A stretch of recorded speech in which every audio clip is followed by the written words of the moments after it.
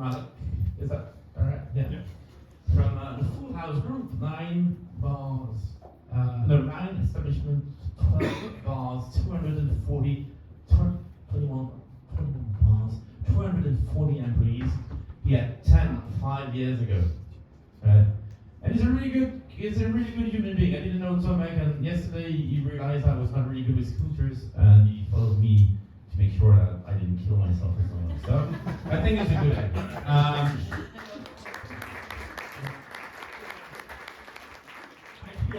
For a minute, I thought he was thinking maybe if he kills himself, the event will be cancelled, and I don't want that. But no, I think it's because he's a good guy. Caitlin Wilkes from Canada, but based in Edinburgh, and she's after years working bars, including the Savoy. She has a beautiful Will Smith story to tell if you want later off mic. She's now running the Woman project. Which would be cool.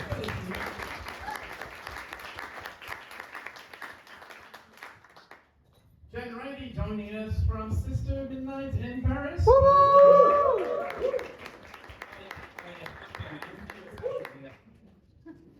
Red House before that, was it? Yeah. Yeah, Red House was also an amazing bar. Way too far away, but greatly broken. And Josh Harris, talking about coming from very far away, San Francisco, probably the second farthest, longest trip, maybe not, maybe Hong Kong, yeah. So Josh Harris, Trick Dog, Vivants consulting company, and Ultra Runner has been running ever since he arrived here.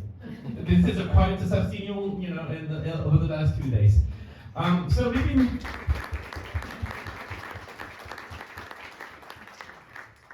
So I think the easiest way of doing this is just to start with a quick. It wasn't done on purpose. They've actually really sat in the way this stuff is going to do, because I think we should be first talking about people in your employed in the company, what you're doing, and then we will move to the industry and then to the community building.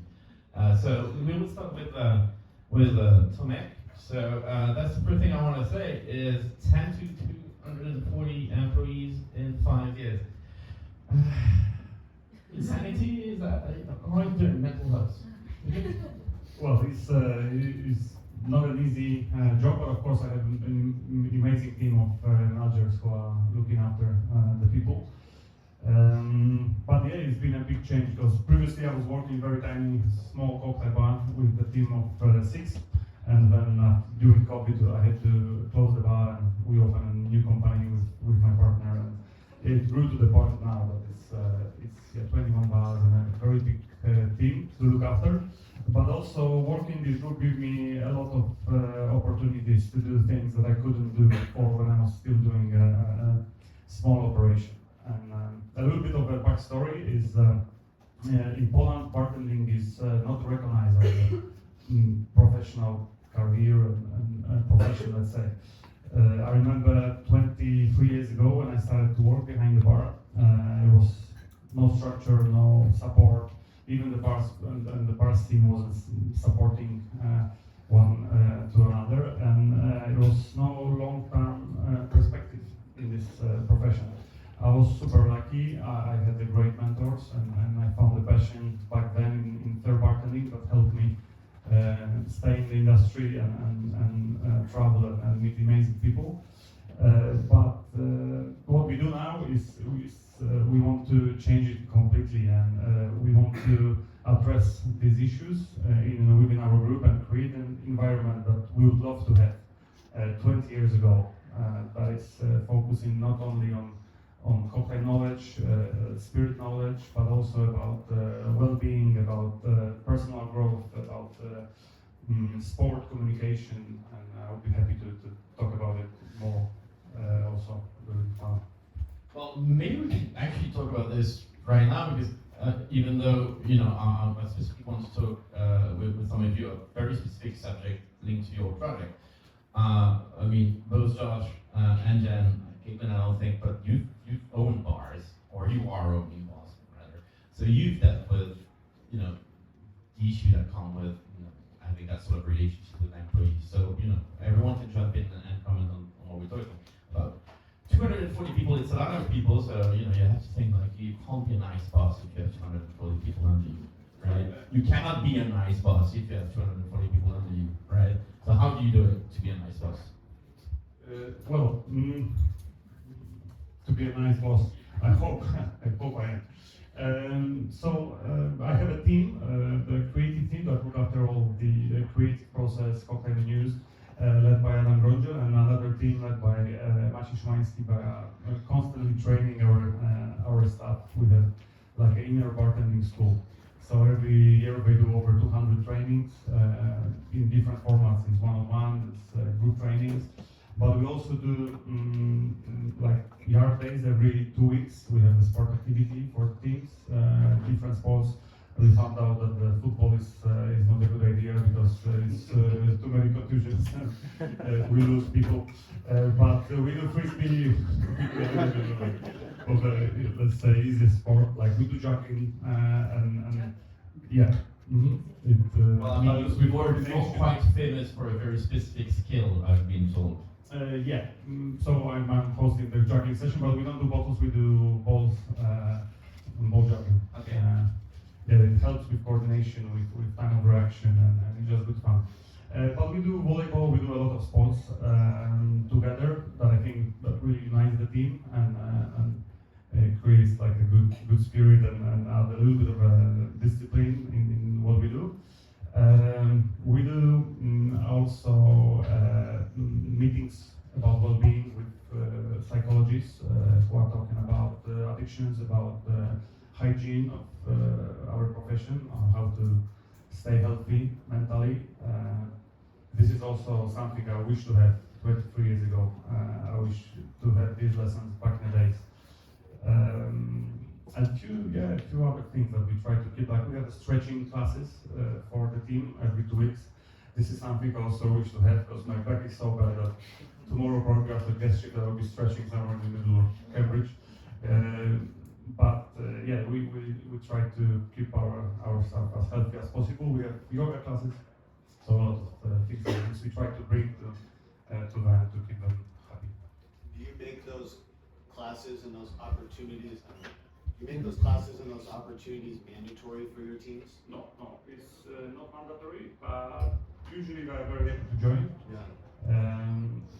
So also how it works, usually some of us leading the class, because I used to flare a lot, so I do juggling because it's something that I can do, but we have also a friend of mine, one of our students who is great in yoga, and he's doing the same with the stretching, so we try to keep it like in-house. It's not mandatory, but usually there is like full room of And do you have the costs? Do you have the costs subsidized by any brands, for example? Like if you're going to pay an instructor to come teach something to your team, are you getting those costs offset by partnering with a brand or anything like this? So in this we invest in ourselves. We're quite lucky in Poland because brands really invest in the businesses we run. Thanks to this, we can bring amazing guests for guest shift, for master classes, and we use this support in this, let's say, sector. But these inner trainings, we keep it as our cost. So cool. I told Josh earlier that I didn't want to ask questions, so he's taking over the role, and this is really good. But I wanted to open this to you guys, specifically to you as business owners. How responsible do you feel for the well-being for your employees, above the most obvious, which is safety, paying them a decent living wage? How responsible do you feel for going beyond that? Because obviously, Connect is going above and beyond in what it's trying to do. I mean, I would say, like, myself personally, like, very, like, responsible in terms of, we've always worked, like, with very small teams, like, it's, like, Red House isn't a huge bar, so we were only ever really, like, maybe, like, 4 or 5 members, and we do that in one time. Me and, like, Joe, like, my partner, we always worked full-time in our venues as well.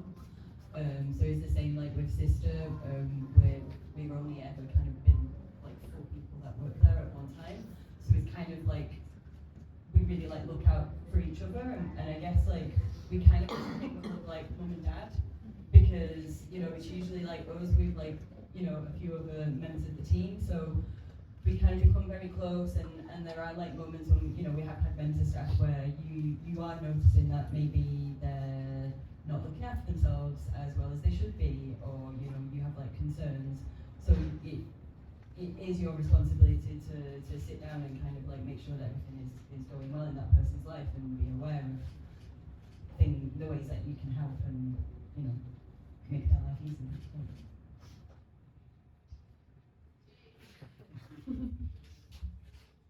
In my case, I do a lot of leading by example, and I'm a big believer that you can't care for people around you if you're not caring for yourself. And so I've spent a lot of time in my life caring for myself. One of the unique parts of my story that some of you might be aware of is that I've been sober from drugs and alcohol for over 20 years now, and primarily everybody always claps. I appreciate that. Everybody always claps. Like, woo, he was a drug addict.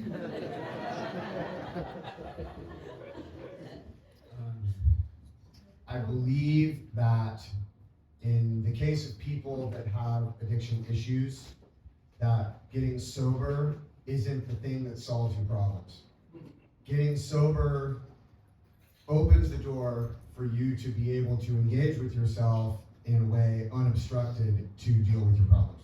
So that's something I've learned along the way, a perspective that I've cultivated by not being attentive to myself and just thinking that being sober was the path to having the life that I wanted. But then over time, you know, things would kind of like, you know, they build up if you're not attentive to your emotions or your mindfulness and things like this. So I realized that in the case of this particular question of caring for my team, that if I was unable to be taking care of myself from those perspectives, that there was no way I could be there to have that kind of compassion and empathy and that sort of relationship with the people around me. So I have found that if I'm living my life the way that I want to, that that's something that the people that are part of our team take notice of. And while that may seem to be a sort of passive approach, it is something that I am very proud of, because it's not passive in terms of how I'm living my life. Like, I'm living my life actively, and I'm trying to put the values and the practices that I have in my personal life into that of the business, and have my business be somewhat of a personification of the things that I think are important. And hopefully that attracts a certain type of person. I've also seen that people that are not necessarily engaged in their own lives that way, over time, working at Trick Dog, will then, you know, start to demonstrate behavior modifications. And I'm certainly not a person who is trying to advocate for lots of people to get sober. I'm actually quite the opposite. I'm very like live and let live. I could care less whether you guys all drink or do drugs. Like, this is, you know, it's your own choice, and I made that choice for me. But believe it or not, now there's several people on the team at Trick Dog that are not drinking.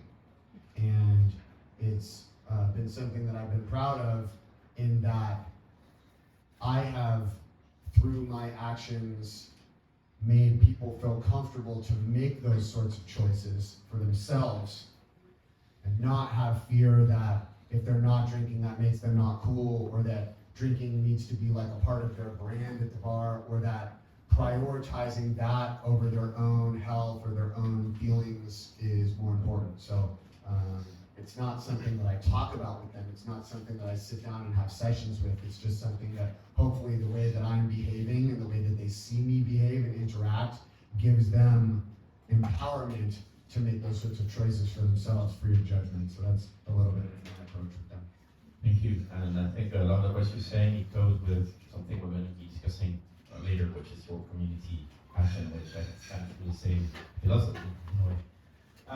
Caitlin, you were launched a couple of years ago, I think, the Woman Project, and I assume that project also comes from your personal experience as a bartender or a worker of this industry in general, and also wanting to address things you were thinking like issues or lacking or could be improved, right? So if you just talk about the Aquaman project, how it came to be, and Of course. First of all, before I start, I just want to get a sense of the room. Can you raise your hand if you're a bartender? Can you raise your hand if you are a bar owner? And can you raise your hand if you are like adjacent to the bar, so you're a consultant or media? Okay, cool, amazing. It's always important to know who's in the room.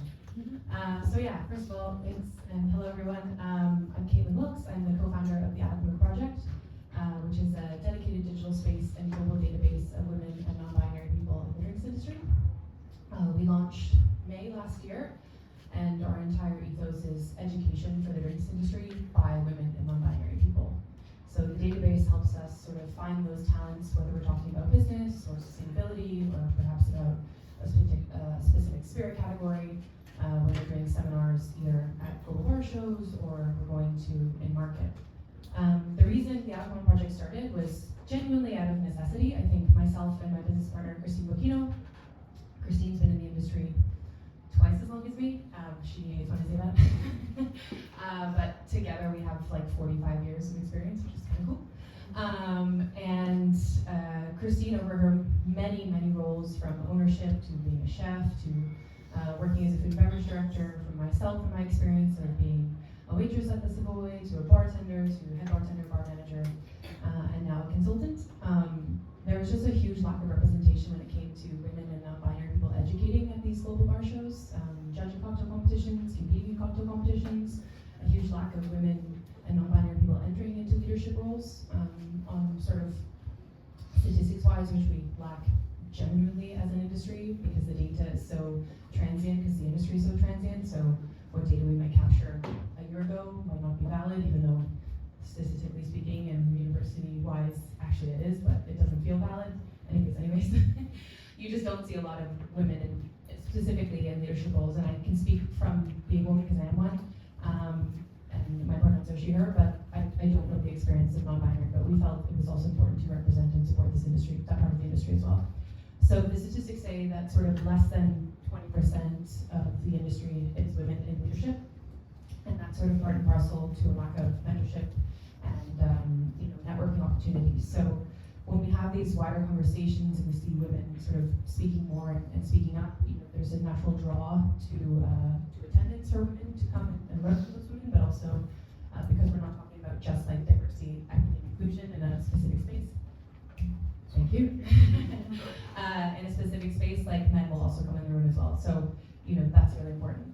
So a lack of representation is kind of why we started, and the database was meant to be used as a tool. So, there was kind of a lot of this like sort of pass the buck experience. A couple years ago, a bar show in Europe had about 25 guest shifts, and every single one of them, except for one, had a woman. So it was like, whoa, that's wild. There must be more female bartenders.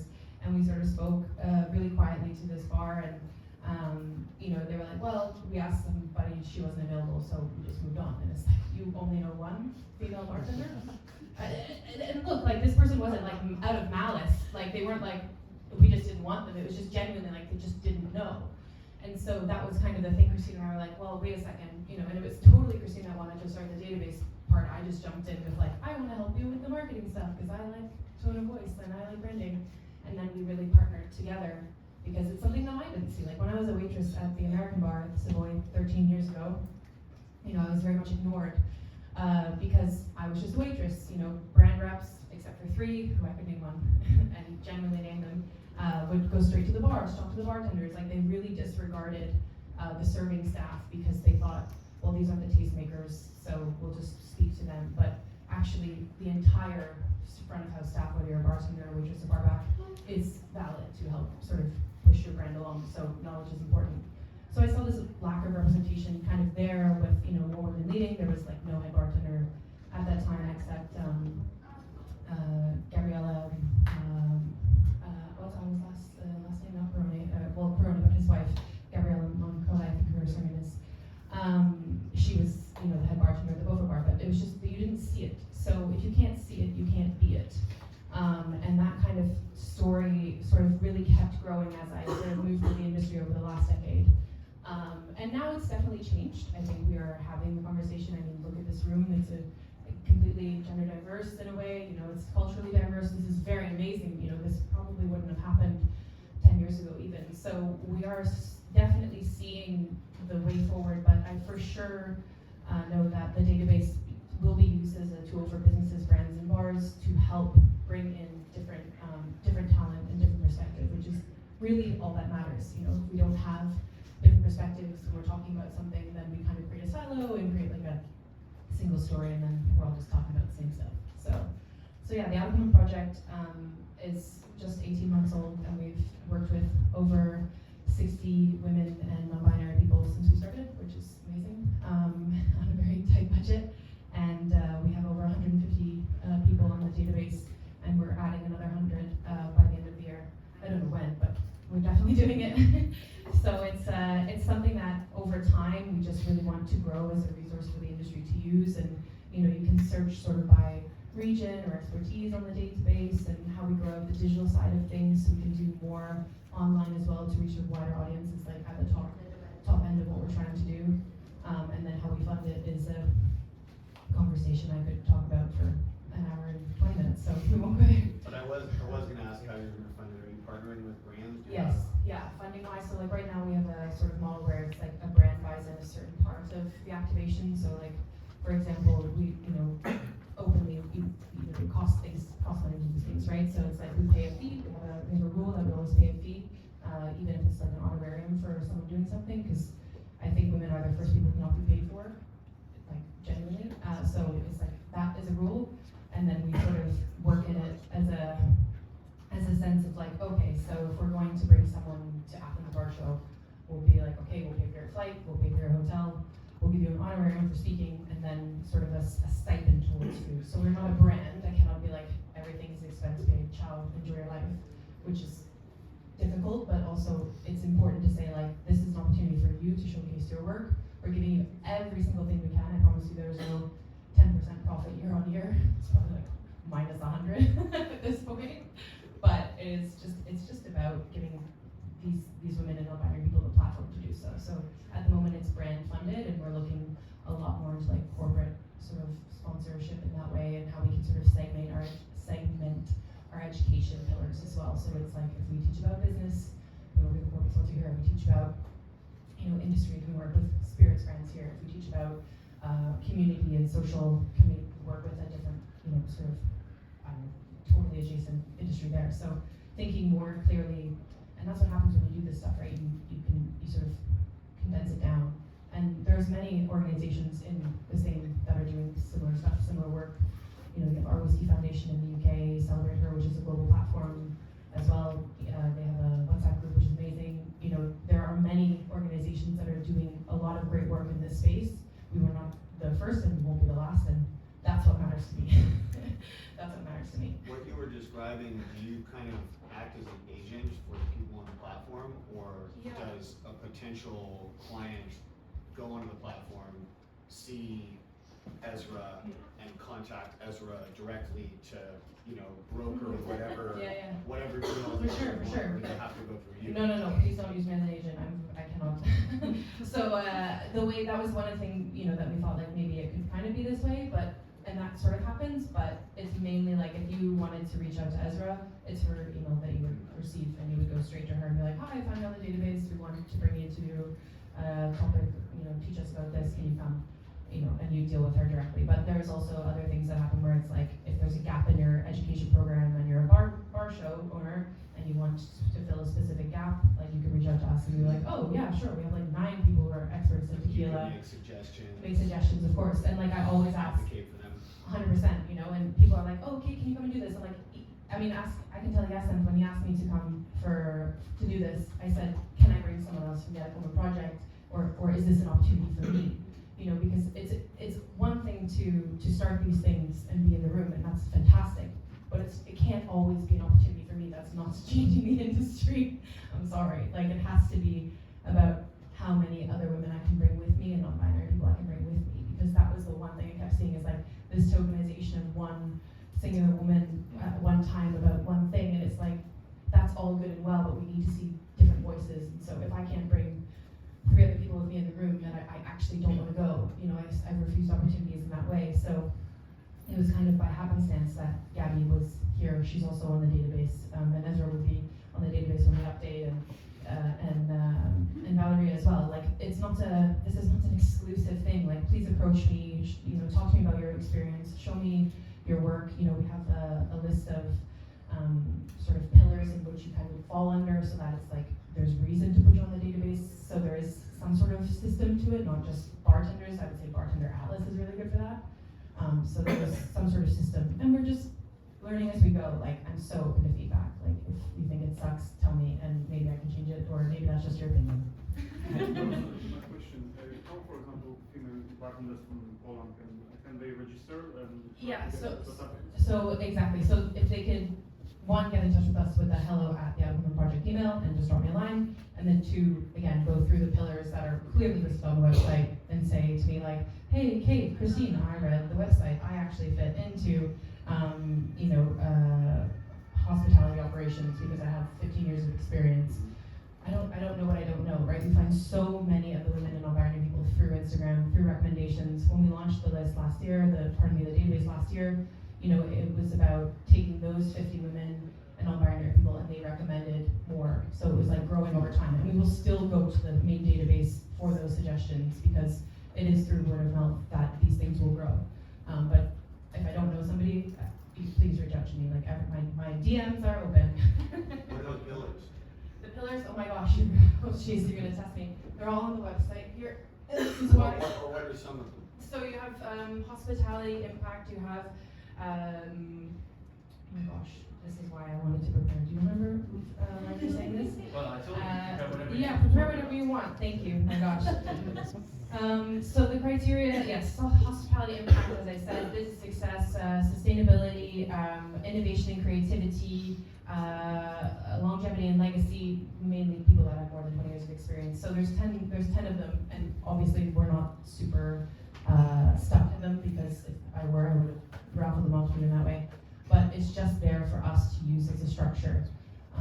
So yeah, I think it started off with at least a lot of our own network, but now there are people on there that I didn't even like register, and actually sometimes I'm in the room with them and I'm like, why do I know that face so much? Oh yeah, they're on our database. So there's a lot to learn. Like, this was a huge piece of work that Christine and I took on, and I think we've definitely felt the impact on ourselves and how this is literally extra. Like, it's not a financial or time thing that is other than just like giving back, and that was what mattered the most for us. So it is just about trying to do the best that we can when we can. So Mike, you were asking about, this very specific question about how diverse is the marketing industry in My group, I hope it's more diverse, but we don't have many female bartenders. I would say it's maybe 15%. Just the profession is not popular around female in Poland. We try our best to change it. But yeah, for now, I would say it's 15%. When it comes to all the team, I think like 50% of our current bartenders are from East, from Ukraine. This changed since the beginning of the war. The situation completely changed in Polish market. But yeah, we also try to change and adapt to the situation, and also to empower and to have more female in the teams. That was something I picked up last year on Taste of the Cocktails.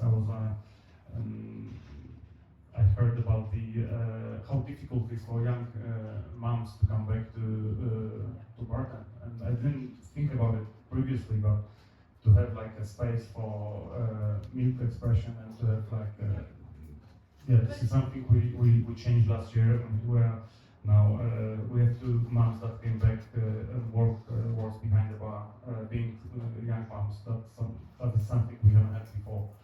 So, but yeah, the situation is constantly changing when it comes to Warsaw and Poland. First was COVID, and war in Ukraine, and yeah, we are trying to adjust. You said the lack of diversity, is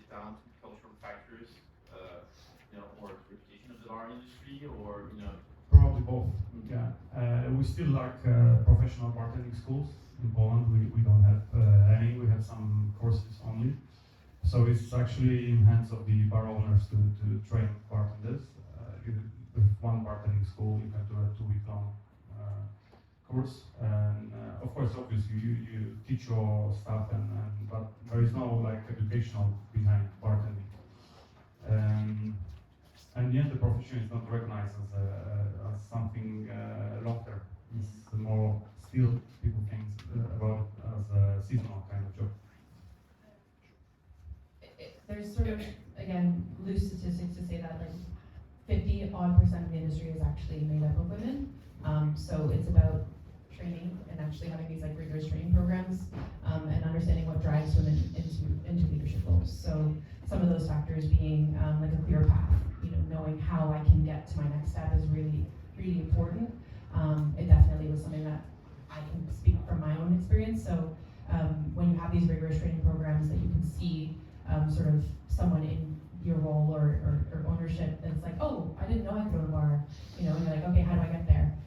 So showing that path, having the training program, and then that mentorship inside the business is really important to help women sort of move into those senior roles. And, that's actually, definitely a good point. We have around 40% of managers and are female. So we have less female bartenders, but we're pretty close to 50% when it comes to managers. The GM of our main food hall is female, and yeah. A lot of serving staff as well? Or? Yeah, and the majority of the service staff, this is how it works in Poland. Yeah, we have probably 90% of waitresses. This is so interesting because are there opportunities for your teammates to like make the jump from the service side of the restaurant to the bar? To train a door host to become a server to become a bar back or a bartender? Yeah, exactly. This is how it works. So we're always very open for vertical, let's say, promotions around the venues, but also around positions. So it depends on the venue. Like in Dankishu, in my cocktail bar, we all work on all the positions. So we have 50-50 split when it comes to gender in Dankishu, and we do one day hosting, one day behind the bar, one day on the floor. But I was saying more about the restaurant business because we have also 3 restaurants and the bars and restaurants, and over there is the ratio is a bit different. Yeah, it's more waitresses. Jan, how did Sister Midnight came about? Where did it So Sister Midnight has been open for 6.5 years now. So originally we found this space in Pigalle. So Pigalle historically is kind of like the old red light district, but it also has like a really strong rich history of cabaret. Very specifically, a lot of cabaret that was with drag and transgender artists. So when we found the space in Pigalle, like I kind of at that moment, Pigalle was in this kind of in sort of like the birth of like gentrification. There'd always been kind of like a very like diverse like bar scene in terms of like lots of rock and roll bars, more kind of neighborhood bars. But you were starting to have like more kind of cocktail bars open up in the neighborhood. And for us, how we kind of always sort of bridged this fence of being like trying to have like the highest like quality in drinks but still remain accessible, but also having like spaces that are very much about like the neighborhood. So it was like kind of important for us to create a space that both like celebrated the neighborhood and also was kind of like this kind of like revamp of the like glam and slightly gritty history that like Pigalle has always had. So that 6.5 years ago, I think one of the main things like for myself, and I think I can speak for like Joe as well, my partner, is that, you know, we're going to open this like inclusive space, but we're also, you know, I'm a like cisgendered white woman, he's a cisgendered white man, and we are in a like straight presenting relationship. So how do you go about that without just like seeming like you're pinkwashing, you know, a space in order to like make money? So it was very important to kind of become part of the community and give the community a platform. And you know, the thing here is you can't just like, you know, fly a rainbow flag like once a year and call yourself inclusive. Like, Thank you. like, inclusivity is not passive. You know, you have to be actively active. You have to like constantly, you know, check yourself, question yourself, make sure that you yourself don't hold any like, you know, biases. If you do, how do you dismantle them? You know, and then when you're creating that space, it's like really important to think about, you know, the people that are behind your bar, the people that are waiting your tables, the performers that you book, even, you know, sometimes the products that you've got, because each of these choices that you make will, you know, they will basically like shape who feels like they belong in that space. And then that, you know, that's kind of like where you start to kind of really work on building like the core like community. Who touches upon something you said earlier when we were preparing it that bars are not, you know, not about drinking. And I think as an industry, it's maybe one of the things we've had, like we've focused on the quality of the drink, or taking of the drinks, techniques, or whatever. And sometimes it seems like a lot of bar operators are forgetting about, you know, your place where people come and they're not holding on. Where this is part of the community, and it's very important. So I don't know, Josh, you have a lot to share on the same lines as agenda. Do you have more to share about that? I mean, I guess in one sense, like kind of growing up in the UK, I grew up around pubs, and pubs in the UK are, you know, they're kind of like a community hub. So for me, like as much as like obviously like the cocktails that we're making are an incredible draw, and they are incredibly important because, you know, that's what essentially one of the number one reasons people are coming into your establishment and spending money there is because they're like, oh, we want to go out for a cocktail tonight, you know. But I think the main focus for me of a bar is actually community, and is actually like a space where people come to connect. And I think sometimes that can get forgotten. Like, you know, it's kind of like hospitality isn't this like neutral thing. It isn't just a kind of like, you know, it's like, yeah, there's this idea of like, you know, hospitality is meaning that all are welcome, but, you know, there are a lot of steps and like many decisions that you have to make and be aware of in that process. So. I also believe that bars are third spaces. Not all of them, and not all of them have to be, but in the case of Trick Dog, we are a neighborhood bar, in that we are a bar in a neighborhood where a lot of people live. We are not on a commercial street per se, where like there's a lot of clubs in a row or anything like that. So we are, in the case of some people, like the living room for them, where they can come and feel comfortable, or just hang out outside, come in, say hello, bring their dogs by for treats and things like that. So I agree that we are a cocktail bar, and many people come there for cocktails, and we derive all of our income from people drinking things and eating things.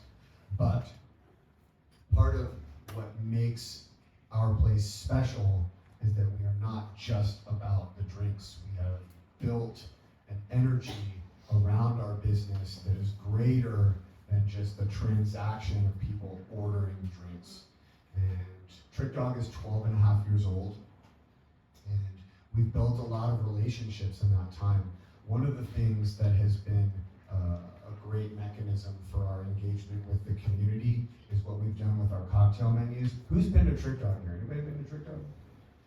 Yeah, a few people, that's dope. So I'm sure that you guys would know from coming in there that one of the things that really makes Trick Dog special, one of the lasting impressions that people have about Trick Dog is that they're like the place with the cocktail menus.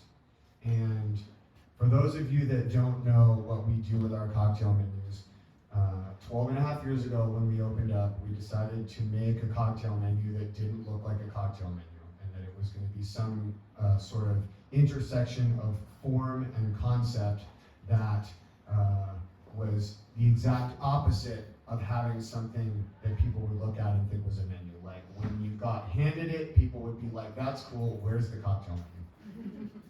And we've now done 23 different menus. We've won the world's best cocktail menu twice at Tales of the Cocktail. And throughout the life of building these menus, what happened was they became a huge mechanism for doing two things. Number one was to raise money for causes that we believe in, and number two was to connect with other creatives in the community around us, and bring them into being a part of the Trick Dog family. And so, examples of this. After we realized how many menus were getting stolen, we concluded that our menus were something that people wanted. And then, if, you know, with the acknowledgement that they were something that people wanted, if we put a price on them, then people might think more clearly that if they took it, they were stealing. And if then we could subsidize the cost of the menus through partnerships with brands, we could make them cost neutral to us, and then we could sell the menus and take the money that we gain from the sales of the menus to support causes that we believe in. So I'm a big fan of like not putting yourself out to be able to support things you believe in. I'm very clear about that. It's like, hey, brands have a lot of money, so I actually fund a lot of our initiatives through brand partnerships. Although the brands aren't giving the money to the charities. The brands are giving the money to us, and then we do the initiative that raises the money to give away. So in the case of the menus, it's the same thing. It's like, you know, the brands all give us enough money to pay for the menus so that when you buy the menu, I can donate the money that you've given us. And so a great one that I can give an example of. We did a menu that was like a cookbook. And this was one of my favorite menus. We'd already built a good amount of steam, and you know, people sort of knew that we were doing menus. And so we went to 13 chefs in San Francisco, names that you might recognize. One, you probably know, Dominique Crenn. She's very famous, 3 Michelin star chef. She lives in San Francisco and has a restaurant there. We went to all the chefs that were like this in San Francisco and asked if they would be willing to participate in Trick Dog's menu to create a cocktail in collaboration with us, the product of which would be representative of their philosophy on food, a signature ingredient they have, the style of food that they serve at their restaurant, etc. And that no collaboration with each chef was formulaic, that it could take whatever shape would happen between each of our relationships. And we wanted that menu to benefit an organization called La Cocina, which is a great organization in San Francisco that is actually like pretty geographically local to Trick Dog as well, that primarily supports women, indigenous, entrepreneurial development for food businesses. So if you come from a South American country to San Francisco and you have these great recipes that like your grandmother and then your mother made, and you know how to make the food, but you don't know how to monetize that, La Cocina helps you learn, build the skills to be able to turn that into a business and sort of helps them get the businesses. So we then made that book. That was our cocktail menu. And that book raised $11,000 from the sale of that book, that then 100% of that went to La Cocina. Well, it raised a lot more, and then part of it offsets the menu, and then 11,000 went to La Cocina. So this is like the formula for Trick Dog menus. So now we have 13 chefs that are all like, oh man, we're a part of what Trick Dog is doing. And all of the people that work at their restaurants in all the different positions are like, we love going to Trick Dog because we can go in there and order the drink of the restaurant that we work at. Like, I'm gonna have the Atelier Creme tonight.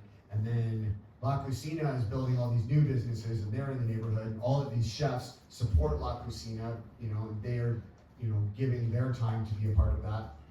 And we, in this little instance, got to be another thing to create energy like around these dynamics. And so, over 23 menus, we probably started doing that maybe like 6, 7, 8 menus in, and some of them have been more robust, like in the case of this, and some of them have been like supporting dog shelters and things like that, all of which are impactful, but it builds this kind of energy in the community that has been really important. So when people think of Trick Dog, they're like, oh, they have the menus, but also people think of Trick Dog and they're like, oh, they're doing stuff. Like, I was on the board of this place that they supported, or I was, at an auction where they were doing this thing, or I'm a part of this artist thing for artists with developmental disabilities, and they did that. And through the years, we've been able to connect with all these places, and that's been really important for us. Sorry, that was long-winded, but that's a really big part of it.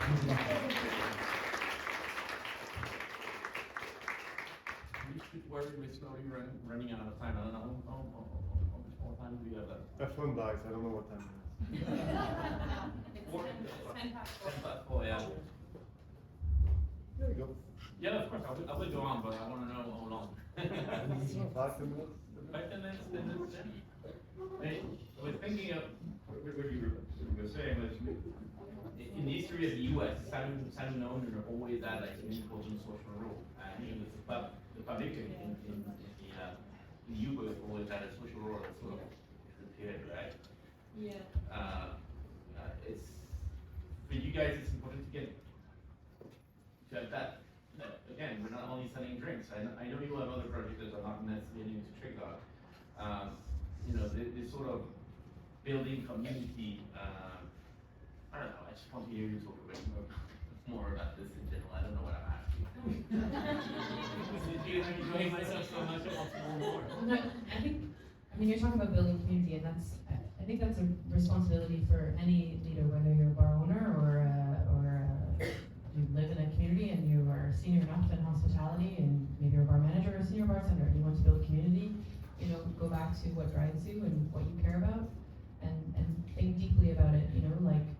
I'm based in Edinburgh. I'm not from Scotland. I don't have a Scottish accent, though I say no, and so I'm Scottish. It's for me, like, being based there and giving back to that community was super important. This is a tiny little, 500,000 people live in Edinburgh. It's a super small cocktail community, but some of the huge names, Ryan Chetty comes out of Edinburgh's cocktail community. Ian McPherson, who we all know. These are people that have really built certain legacies in such a small community. So how do we continue to do that? And that's about asking the younger generation what they need. I think sometimes as older people, dinosaurs, I think you refer to us as, ouch, in the drinks industry, it's like, some people ask me all the time, Kate, how do I get more women to work in my bar, or what? It's not like, have you asked the people that work in your bar? Have you asked the young community what they need? Have you asked, what's missing? I think that there's a deeper conversation that has to happen around, like, how we engage. I think WhatsApp's a great way. We have a little Scottish bartender community WhatsApp group that myself and like 7 other people run. There's a Facebook community which is no longer used by Gen Z, which I find funny. But we must ask, and then you can give back, and you can lead by what matters to you and your cocktail bar. But I love to see when it like goes beyond. So it's amazing to see how much you've done with like just beyond the bar, right? Because that's what matters, and that's how you build an entire community, not just like something singular to a specific space. I'm sure you're doing a lot with that too. Yeah, we've tried to specifically, it's usually kind of located around the bar, but like we try to work as much as we can with, it's kind of hard to kind of get brands on our side sometimes because there is still, you know, some prejudice out there, and it can be hard to find brands that kind of like really want to put themselves out there and be like, okay, yeah, this is a cause that we support, and then also sometimes we get told like, well, no, we can't have that because you're not allowed to legally use something that is fun to advertise an alcohol in France. So there's like lots of kind of hurdles like this, but yeah, there's a couple of people that we work with where we try to put together at least a like seasonal event. It's usually at the bar. It's usually to support like baby drag queens and baby like burlesque dancers, and at the same time also the members of the public get to vote for a drink that goes on the next menu, and then you know money from that can go towards like specific charities. But yeah. You said something interesting. Sorry, go. No, I'm talking. When you said brands, like brands are scared to put their names on things because it's political. And actually, Ruben said something at the end of the last panel, and I was like, keep going. But I mean, it really. So like, beyond the Out of Home project, I work in advocacy and marketing for independent spirits and wine brands. And advocacy is this thing that kind of gets thrown out the bus every 5 years. And right now, I think like we're having a really hard time in the drinks industry to see, you know, brands supporting, and thank you everyone for supporting us to be here, but it goes beyond that, and I think it's trying to understand the like return on investment. And so when you can really show impact via like a larger space of community, I feel like that kind of drives brands more. I feel like when you can show that it's not just for like 2 hours, but it's going on over a long period of time, where you can show some sort of longevity. I feel like that's kind of where brands are fine. I'm fine to be more engaged, but I guess my thing is like if we lose the support of advocacy, like we lose, you know, all this hard work that we've been talking about. So I like really, I guess it's a statement more of like a feeling that, you know, the world of the drinks industry and brands right now, like please don't give up on us.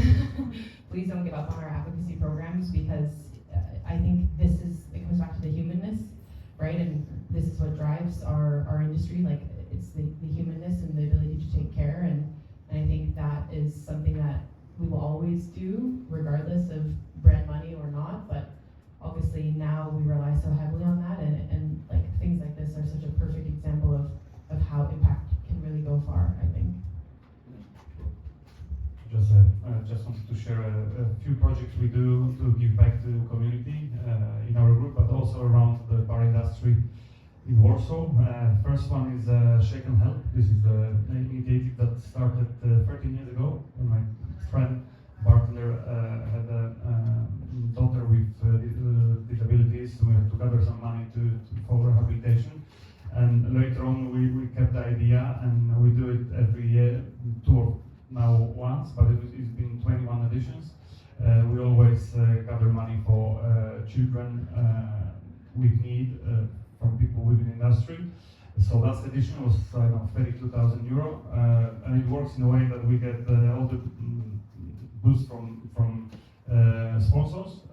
We have auction, everyone is working for free, and we drop a party, and we always say this is the only hangover worth having during the year. So altogether it's been over 400,000 euro we gathered throughout those 13 years. Thanks also to the food that shows that when we work together we can do some really cool projects around the industry. The second one is there is a lot of people with loneliness problem, old people in Poland, because of the history and economical situation. So we also work with two foundations and gather money, and then create events for them, like Christmas Eve dinner for them, so they can unite, they can have this feeling of spending Christmas together. We do it a few times a year. And yeah, that was the third one I forgot. So follow up. No worries. Give it a think. But it's very good.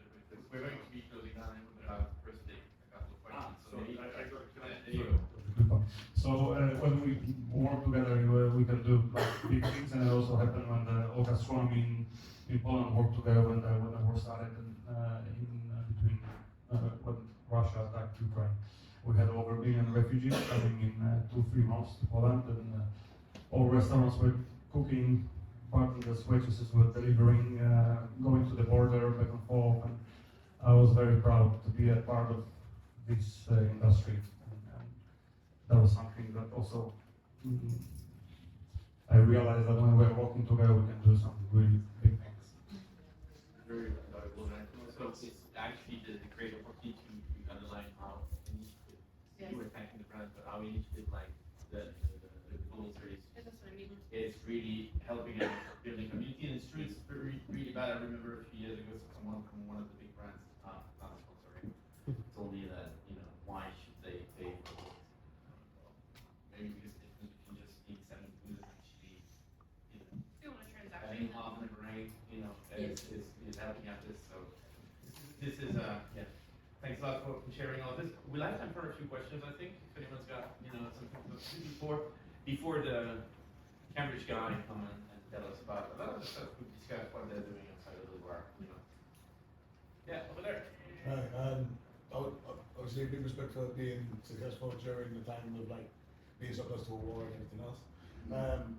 I just wanted to ask, what was obviously with the social change of Poland as a whole, being so close to the Ukraine conflict, what was the biggest challenge for you and your business during these last 2 years, 2.5 years?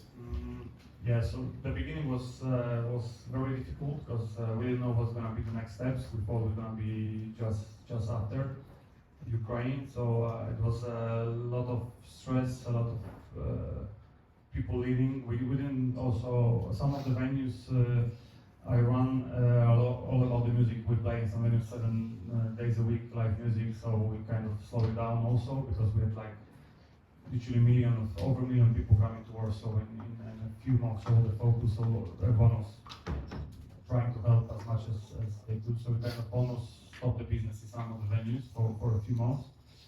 And later on also there was a task of providing to these people a place to live and maybe work if they wish to work. So this is what we do also as a venues. There was a lot of actually female partners also leaving because they couldn't leave Ukraine. They still cannot leave the country. So it was a lot of women, usually with young children, and it was school, government didn't have the possibility to host all of that. So a lot of people just host them at home for months, for years. And yeah, that was something that was really special, I think. Thank you. Other question? Yeah.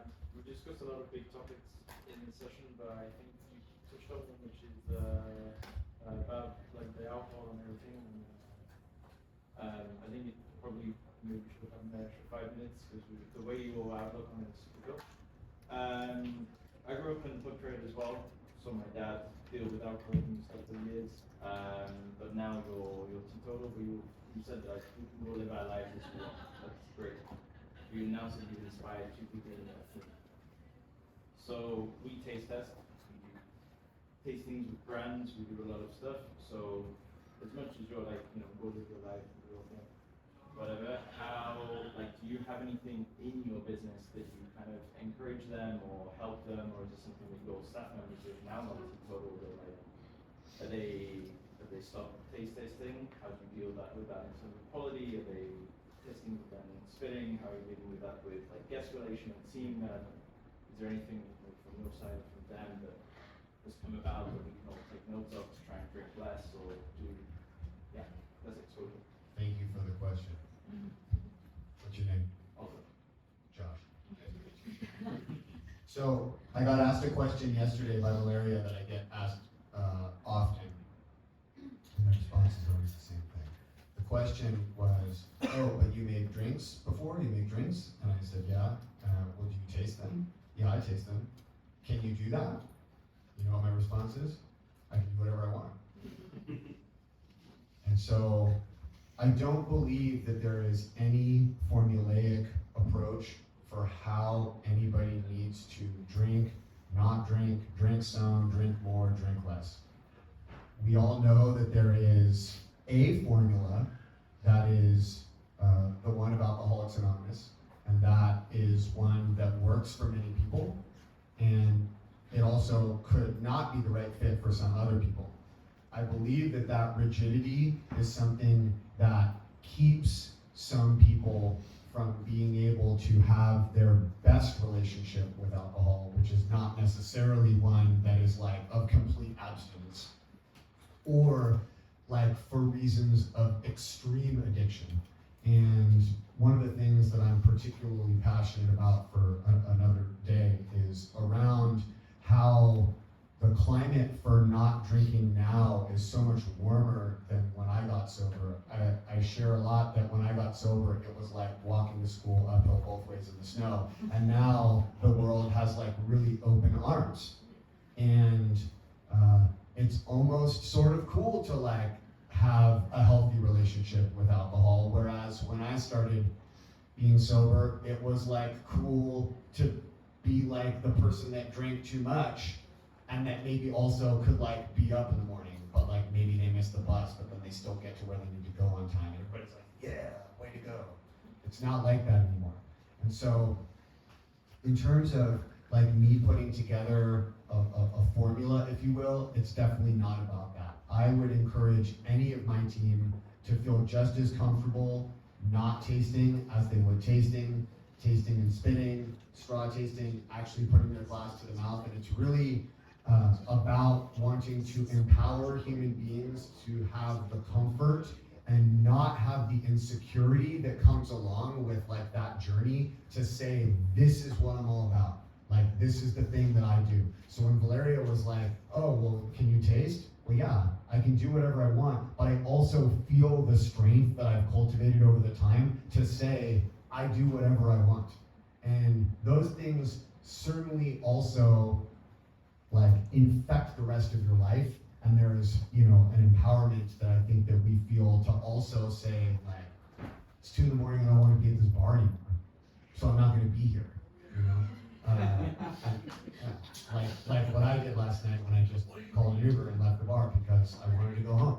You know, I didn't feel like I had to be here. So I don't put anything specifically into the bar, but I will say that when I was navigating this for the first time, somebody shared with me that I could taste and spit. This was, 20 years ago. And I was like, really? That's the thing? Obviously, we're all, in the Hope drinks business now, so we know that that's a thing, but at the time, I didn't know that that was a thing, and they're like, yeah, sommeliers that do drink will taste and spit, and not for reasons of not drinking. Like, this would be totally normal. You could go to an event and be doing that, and nobody would look at you weird. And that was, that felt like really empowering for me to have that knowledge and to do that. So, I appreciate the question. It's an open-ended answer, but I really just, hope that everybody can have those moments of mindfulness to contemplate what they want their relationship to be with alcohol, and know that it's on a spectrum, and it doesn't have to be like absolute inebriation or absolute sobriety, that it can be something in the middle, and it can move from time to time, and you should just listen to yourselves and follow that. And I wish you all good health and love.